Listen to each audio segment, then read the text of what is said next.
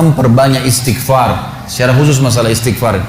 Karena ada sebuah hadis Nabi SAW yang berbunyi, bisa saja rezeki seorang hamba tertahan, ya, ditahan oleh Allah, belum dikasih, ditahan dulu karena dosa yang dia lakukan.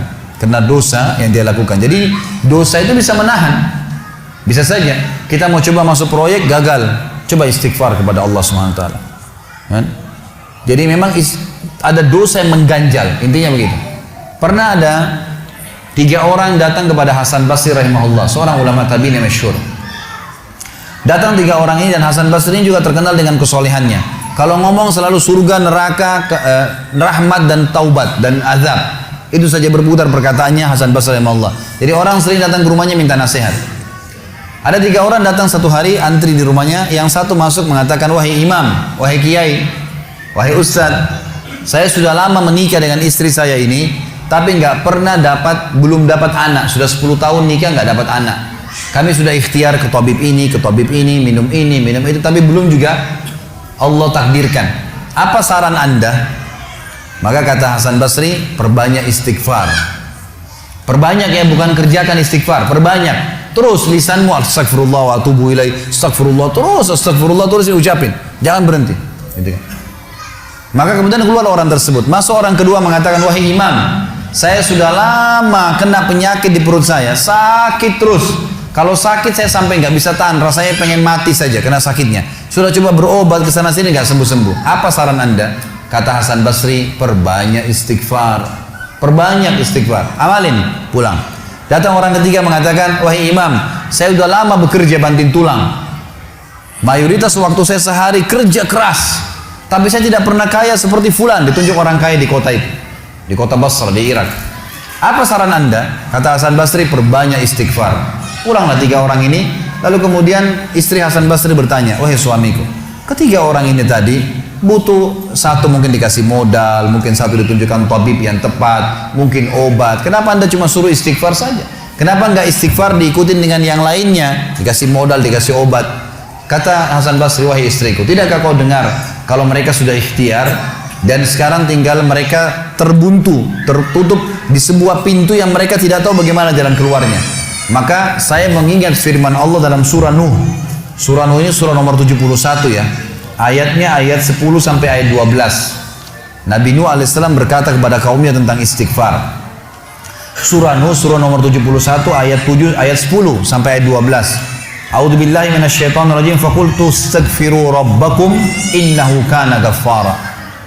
Yursilis samaa'a 'alaikum midrara wa yumdidkum bi amwalin wa banin wa yaj'al lakum jannatin wa yaj'al lakum anhara. Kata Nabi, kata Allah Subhanahu wa taala, Nuh berkata kepada kaumnya, istighfarlah, minta taubatlah kepada Tuhan kalian, sesungguhnya Dia Maha menerima taubat hamba-hambanya. Manfaatnya Dia akan menurunkan untuk kalian dari langit midrara. Midrar kata para ulama tafsir bisa berarti hujan yang lebat, bisa berarti rezeki yang non-stop, terus dikasih sama Allah bertubi-tubi. Dan dengan istighfar Allah akan memperbanyak harta dan keturunan kalian, dan Allah akan jadikan kebun-kebun kalian lebat, dan Allah akan suburkan juga seluruh sungai-sungai kalian. Jadi di sini manfaat daripada istighfar.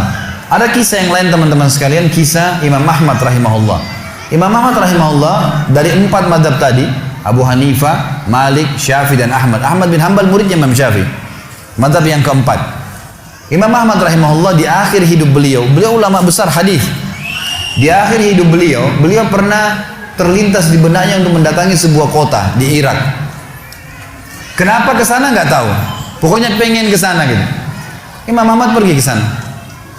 Tiba di kota itu, tapi saya tidak temukan dalam riwayat ini kota apa yang dimaksud. Tiba di kota itu, Imam Ahmad tiba azan maghrib.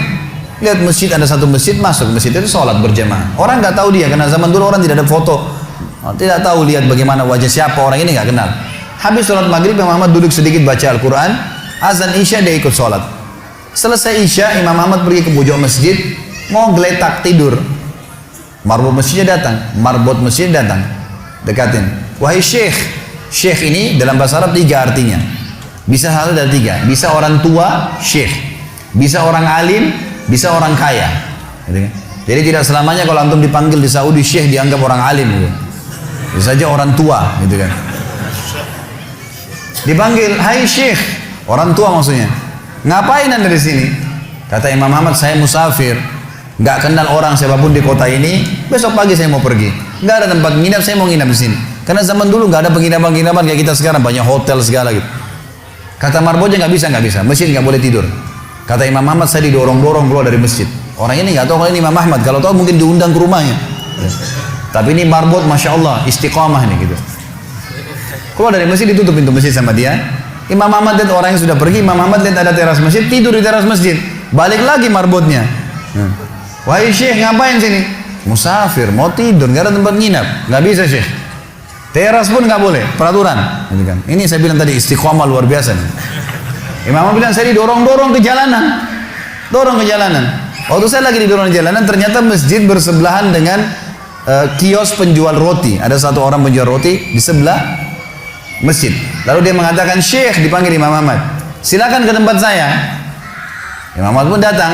Dia bilang, saya punya rumah tidak jauh dari sini, ini kios saya, ada ruangan tempat tidur saya. Silakan anda pakai nginap, besok anda mau pulang silakan. Kata Imam Ahmad menceritakan tentang keadaan dia dengan penjual roti ini. Dia bilang, ada satu perilaku penjual roti ini yang unik. Imam Ahmad tertarik dengan itu.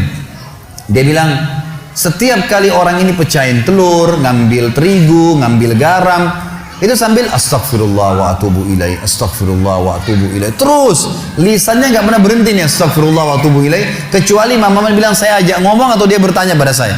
Kalau berhenti, istighfar lagi. Selalu begitu. Kata Imam Ahmad, saya bertanya, sudah berapa lama kau amalkan nih? Orang itu bilang, sudah lama, dari saya masih bujang. Kebetulan orang ini sudah tua seumur sama Imam Ahmad, sudah mendekati 60 tahun lebih gitu. Baik, dia bilang, sudah lama, dari saya masih bujang.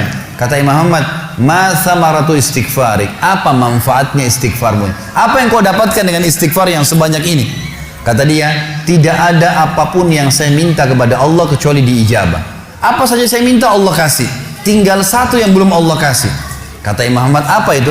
Dia bilang, saya minta dipertemukan sama Imam Ahmad. Loh ya, kisah nyata. Imam Ahmad mengatakan, Allahu Akbar, istighfarmu lah yang membuat saya datang ke kota ini, tidak tahu kenapa. Istighfarmu yang membuat marbot masjid mendorong-dorong saya keluar masjid. Istighfarmu yang mendatangkan saya ke tempat ini, tempat praktekmu, ke rumahmu. Karena saya adalah Ahmad bin Hanbal. Saya adalah Ahmad ibn Hanbal. Bagaimana istighfar teman-teman sekalian mendatangkan rezeki yang luar biasa. Permintaan apapun didatangkan. Seorang alim ulama biasa didatangin, ini malah didatangkan sama Allah ke tempat orang ini karena istighfarnya. Jadi memperbanyak istighfar manfaatnya sangat besar. Hadis Bukhari kata Nabi SAW, siapa yang mulazamah selalu istighfar, Allah akan jadikan jalan keluar dari masalahnya dan Allah akan berikan rezeki dari tempat tidak disangka-sangka.